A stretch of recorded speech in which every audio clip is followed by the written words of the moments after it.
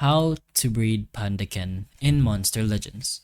So to breed any dragon or whatever character this is, you're gonna need to breed the same dragon of the element you're going for. So let's say Pandaken has the grass habitat and the fire habitat, or nature is it. So just go ahead to your breeding place over here and go find yourself a character, or yeah, with fire and grass. And most likely it's gonna give you Pandaken, since Pandaken is somewhat common.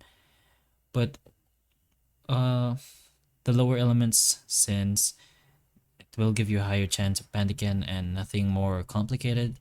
So just go ahead and press on start breeding over here. And once that's done, just go ahead and speed this up to see if this is Pandaken. We're not really sure yet since there's something here. But just go ahead and keep doing that, and eventually you should most likely get Pandaken. So just breed the same habitat element of Pandaken, and then you'll get Pandaken.